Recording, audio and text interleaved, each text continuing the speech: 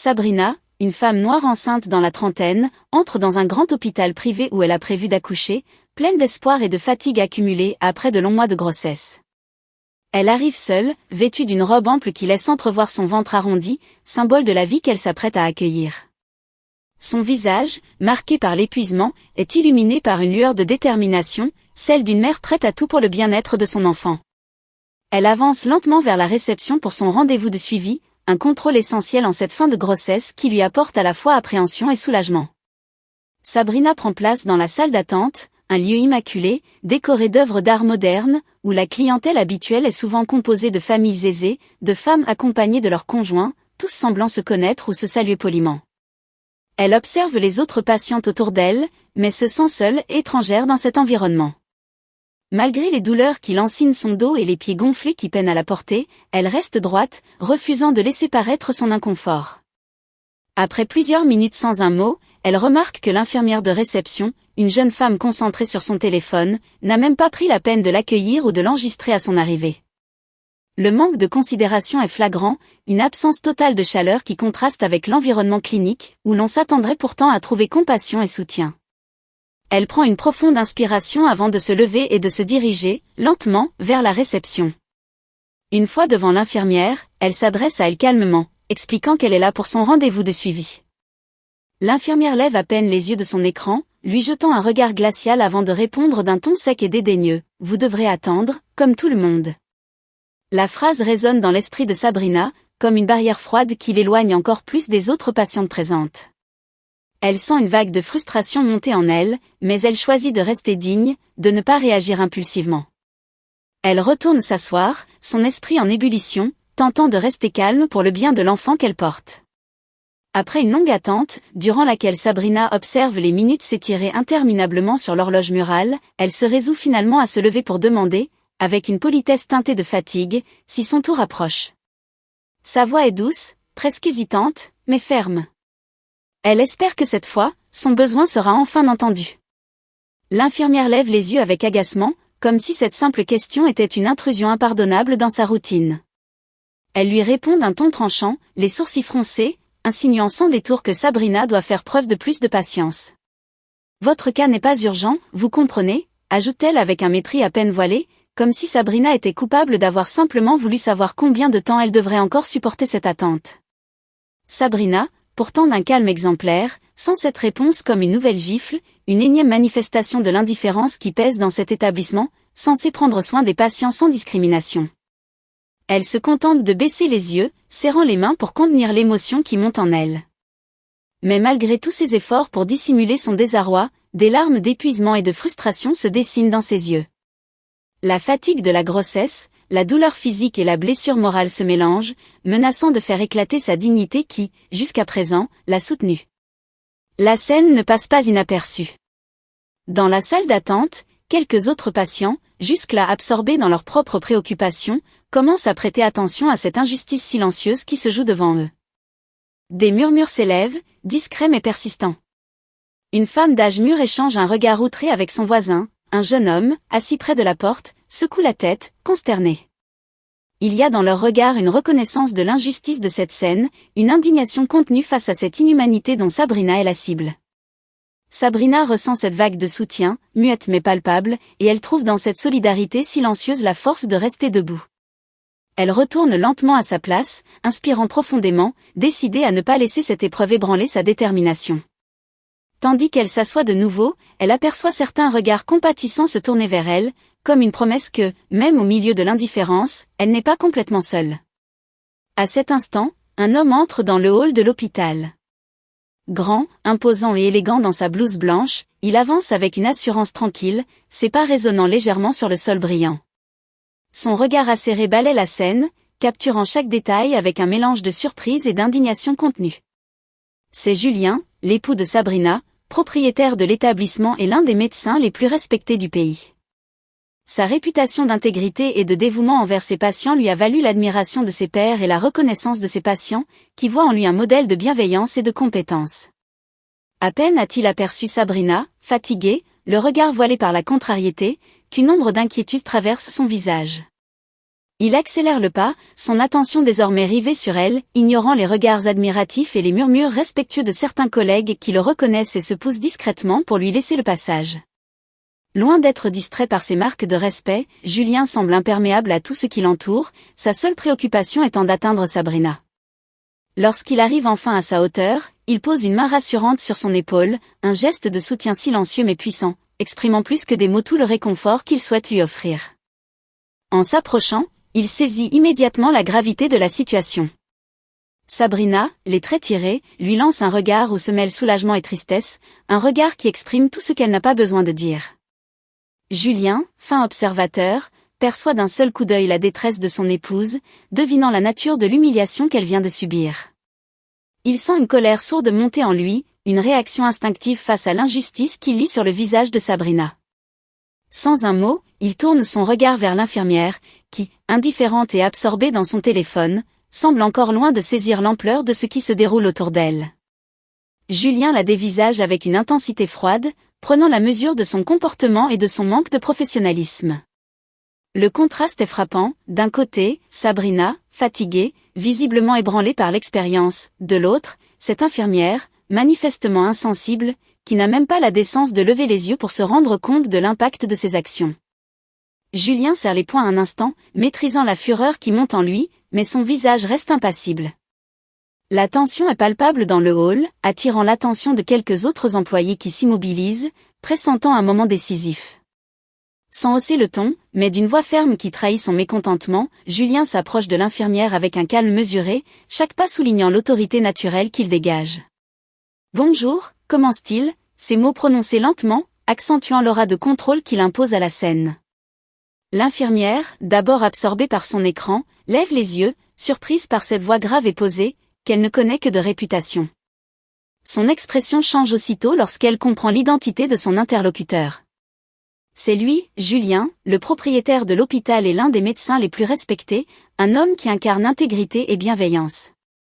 Ses joues prennent une teinte rouge et ses mains, qu'elle tente maladroitement de dissimuler, tremblent légèrement alors qu'elle se redresse, laissant tomber son téléphone dans la poche de sa blouse. La gêne se lit dans chacun de ses gestes, trahissant son malaise devant cette confrontation imprévue. Julien continue de la fixer, impassible, laissant planer un silence pesant. Ce silence n'a rien d'anodin, il est calculé, une invitation tacite à réfléchir sur la scène qui vient de se jouer, un moment où l'infirmière sent toute l'étendue de sa faute sans qu'il ait besoin de dire plus. Autour d'eux, quelques collègues et patients ont ralenti leurs activités, attentifs au moindre échange, sentant que quelque chose d'important se déroule. L'infirmière, hésitante, tente un sourire maladroit, espérant peut-être désamorcer la situation, mais Julien ne détourne pas le regard. Son calme est désarmant, mais son regard est acéré, scrutant chaque réaction, chaque mot non prononcé. Après quelques secondes de silence tendu, Julien reprend la parole, sa voix toujours mesurée mais plus appuyée, chaque mot soigneusement choisi pour transmettre toute la gravité de la situation. J'aimerais comprendre ce qui s'est passé ici, et comment il est possible qu'un membre de notre équipe traite une patiente avec si peu de respect. Ces paroles résonnent dans le hall, pénétrant l'air comme une lame bien affûtée. À cet instant, l'infirmière ressent pleinement le poids de ces mots, la pression du regard de Julien, et comprend que cette conversation dépasse largement une simple remontrance. Le silence qui suit semble suspendu dans le temps, chaque personne alentour retenant son souffle, attendant la réaction de l'infirmière. Elle cherche ses mots, mais son esprit semble paralysé, incapable de trouver une justification valable face à cet homme dont la réputation d'intégrité et de bienveillance n'est plus approuvée. Le rouge aux joues, elle bafouille quelques mots inaudibles, tentant de rassembler son sang-froid.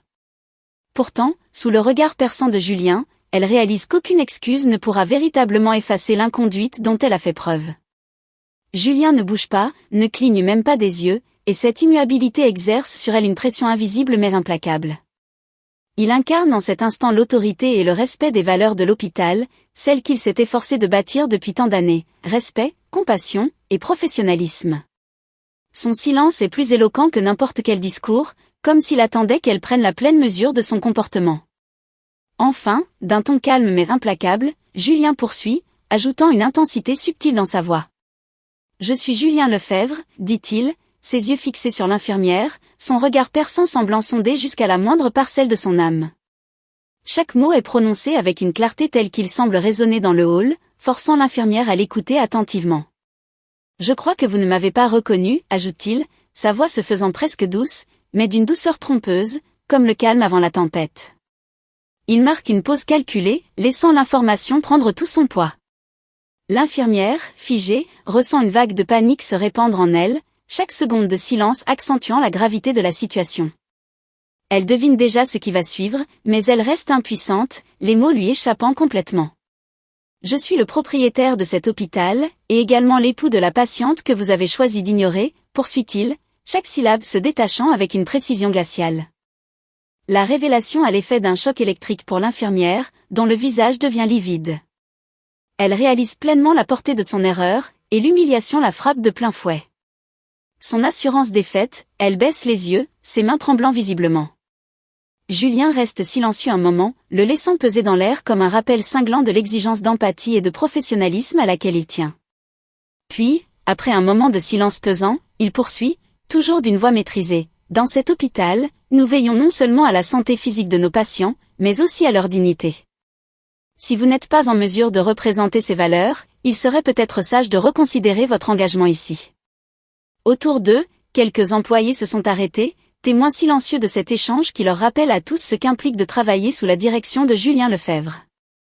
Les murmures dans le hall se sont tus, et une atmosphère de tension palpable s'est installée. Chacun retient son souffle, conscient que ce moment pourrait bien être déterminant pour la culture de respect et de dignité que Julien s'efforce de promouvoir au sein de l'hôpital. L'infirmière, réalisant l'ampleur de son erreur, comprend que son avenir dans cet établissement dépend peut-être de sa réaction immédiate. Ses pensées s'embrouillent alors qu'elle tente désespérément de formuler des excuses. Elle bafouille des mots d'excuses à peine audibles, les syllabes se mêlant dans un flot confus, tandis que le rouge monte à ses joues, créant un contraste frappant avec sa blouse blanche. Elle sent la chaleur de l'embarras la submerger, chaque seconde qui passe intensifiant son malaise. Je suis vraiment désolée, docteur Lefebvre, parvient-elle à articuler enfin, sa voix tremblante trahissant son désarroi. Je n'aurais jamais dû. Mais ses paroles se perdent dans un murmure à peine perceptible, tandis que Julien la fixe avec une intensité qui ne laisse place à aucune excuse. Les regards de ses collègues se déplacent de l'infirmière à Julien, observant avec une curiosité mélangée d'admiration et d'inquiétude. Certains hochent la tête, conscients de la nécessité de maintenir des standards élevés, tandis que d'autres échangent des regards, réalisant à quel point ce rappel à l'ordre est crucial dans un environnement où la compassion devrait primer. Julien, impassible, laisse planer le silence quelques instants de plus, permettant à ses paroles de s'imprégner dans l'esprit de chacun. Enfin, il rompt le silence, sa voix prenant une tournure plus empathique mais toujours ferme. Je comprends que nous sommes tous humains et que des erreurs peuvent se produire, mais il est essentiel que nous apprenions d'elles. Je vous encourage à réfléchir profondément sur l'impact de votre comportement sur nos patients. L'infirmière acquiesce, ses yeux pleins de remords, tandis que la tension dans le hall commence lentement à se dissiper. Les employés, soulagés par l'issue potentiellement réconciliatrice, échangent des murmures, se rappelant la vision de Julien pour un environnement où chaque individu, patient ou personnel, mérite d'être traité avec respect. La scène devient un moment d'apprentissage collectif, un rappel que chaque interaction compte et que le respect est au cœur de leur mission. Julien, avec une maîtrise impressionnante de ses émotions, reprend la parole, transformant la tension ambiante en une leçon précieuse. Vous savez, poursuit-il sans une once de colère apparente, mais d'un ton glacé qui semble percer l'atmosphère, nous sommes ici pour prendre soin de chaque patient avec dignité et respect, peu importe son apparence, son nom ou son histoire. Cet hôpital a été fondé sur ces principes. Il marque une pause, laissant ces mots s'imprégner dans l'esprit de chacun, puis son regard se durcit légèrement, trahissant la gravité de la situation. Je veux croire que cet incident est une erreur exceptionnelle de votre part et non une habitude. Les mots résonnent comme un ultimatum, et l'infirmière acquiesce lentement, la compréhension de la gravité de ses actions s'installant profondément en elle. Les autres employés, bien que d'abord concentrés sur l'infirmière, commencent à réaliser que ce moment va bien au-delà d'un simple rappel à l'ordre, c'est un appel à l'adhésion à une culture d'excellence et de compassion.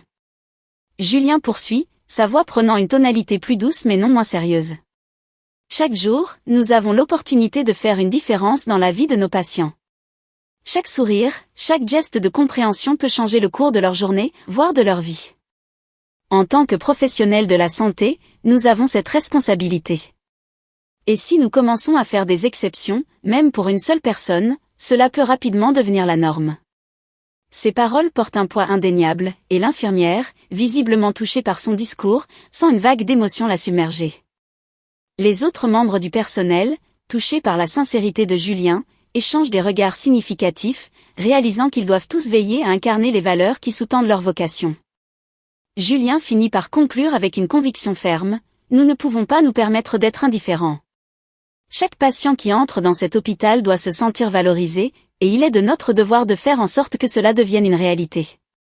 Je vous encourage à réfléchir à ce que vous pouvez faire pour garantir que chaque personne qui franchit nos portes soit accueillie avec le respect qu'elle mérite.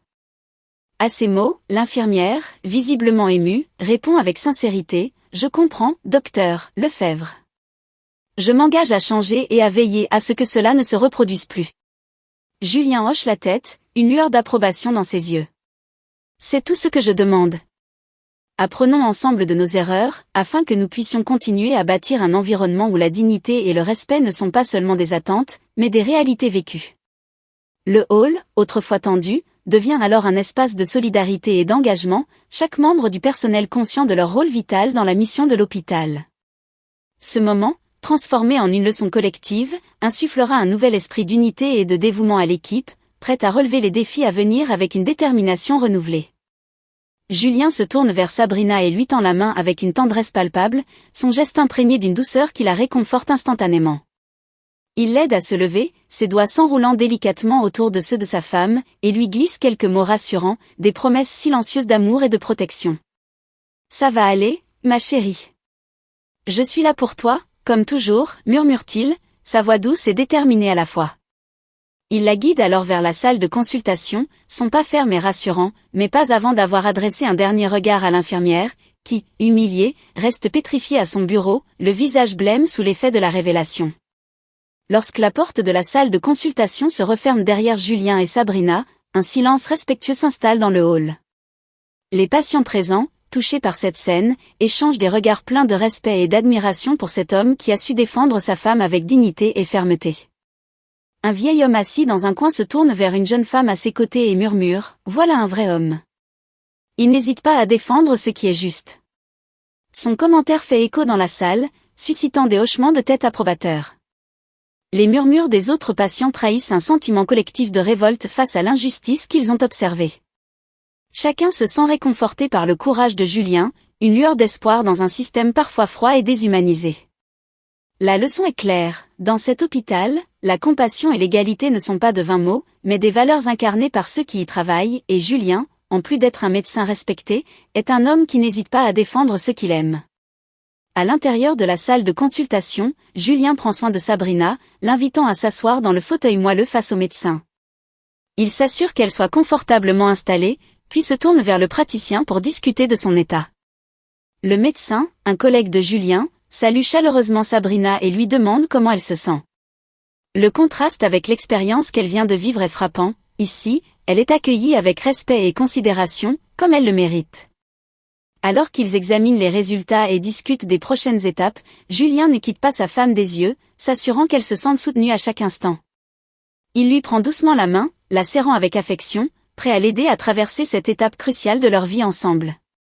Dans ce moment, Sabrina réalise à quel point elle est chanceuse d'avoir Julien à ses côtés, un partenaire qui comprend l'importance de la compassion et de la dignité, non seulement dans la profession médicale, mais aussi dans leur vie commune. De l'autre côté de la porte, dans le hall de l'hôpital, l'infirmière, encore troublée par l'intervention de Julien, commence à réaliser l'impact de ses actions. Elle s'assoit, le visage chaud de honte, réfléchissant à la manière dont elle pourrait changer sa façon de traiter les patients, apprenant de cette expérience pour ne jamais reproduire le même comportement. Les voix des patients qui murmuraient dans son dos lui parviennent comme un rappel de l'importance de l'empathie dans son métier. Ce jour-là, une petite étincelle de changement est allumée dans le cœur de chacun, et l'hôpital devient un lieu où la bienveillance et le respect sont désormais placés au centre des interactions, un lieu où chaque patient, indépendamment de son origine ou de son statut, mérite d'être traité avec humanité.